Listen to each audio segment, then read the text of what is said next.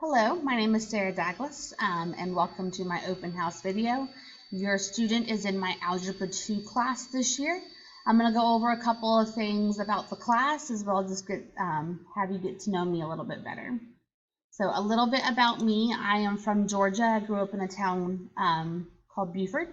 Moved to Tallahassee about 3 years ago because I got engaged. We did get married end of February of 2020, and we're now expecting our first child. I went to Piedmont College in the North Georgia mountains. I have a bachelor's in mathematics. This is my 9th year teaching, and every year I've taught Algebra 1 and Algebra 2, and I've taught it from the resource level all the way up to the gifted level for both of them. Extracurriculars, I cheered and did gymnastics. Growing up, I cheered in high school and college myself. I've coached both in some ways since 2004.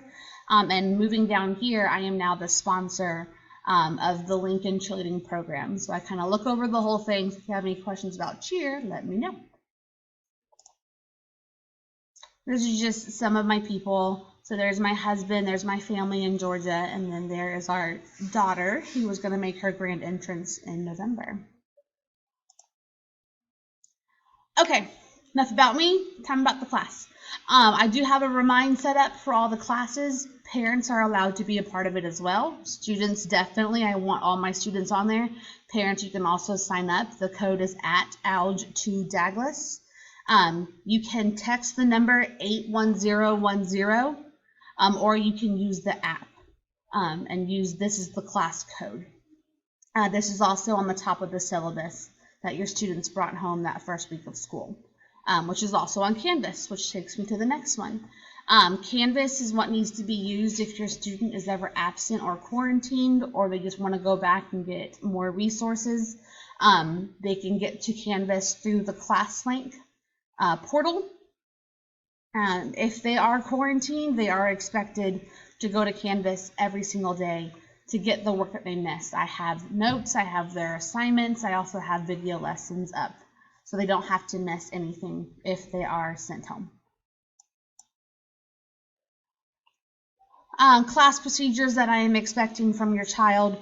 They turn in assignments. If they are in class in person, they turn assignments in person. The only people who have to turn things in on Canvas is people who are absent or quarantined, which means their grade on Canvas does not reflect their grade in the class, okay? If you need the most accurate grade for their class is going to be found on the parent portal in Focus, okay? That's where you'll see what they're missing. Students should only turn things in on Canvas if they are not here. Once work is graded, each student has their own folder in my classroom that they can go in and get their graded work from. That way, if they think, oh, I turned this in, but you have a 0, I'm going to say, okay, well, go check your folder and let me see it. Because if I graded it, it's going to be in their folder. And then if they show it to me, I will obviously fix that grade. I always accept late work. They can get up to a 60%.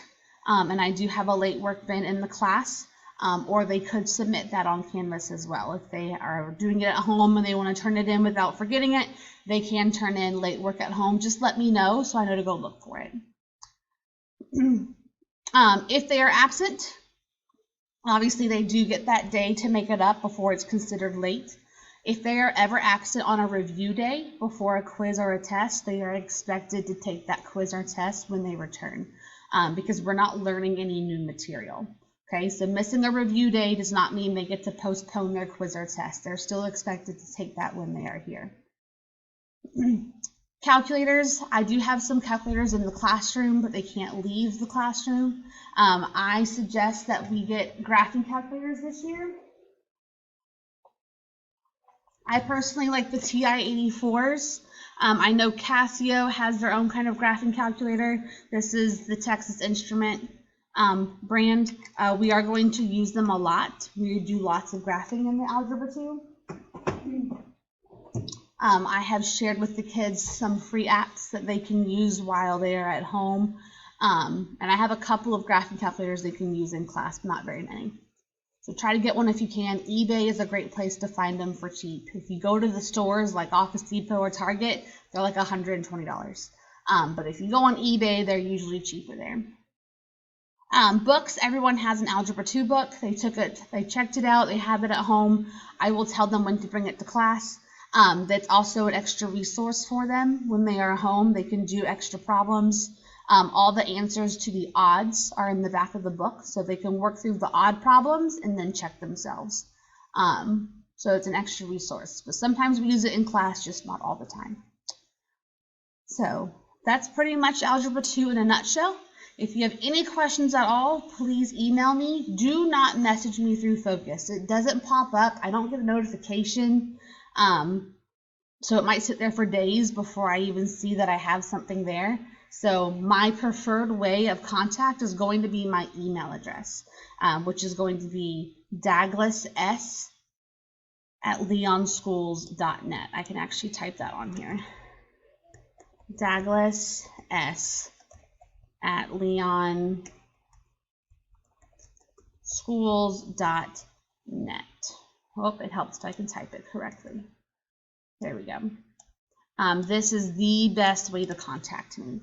That or Remind. Remind goes straight to my phone. But if you message me through Focus, I will not see it.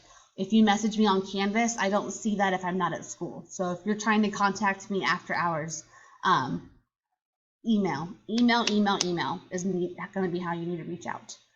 All right. If you have any questions at all about anything else in Algebra 2, how it's going to work, again, reach out. I will answer any questions. And yeah, that's about it. I'm excited for this year. Thank you.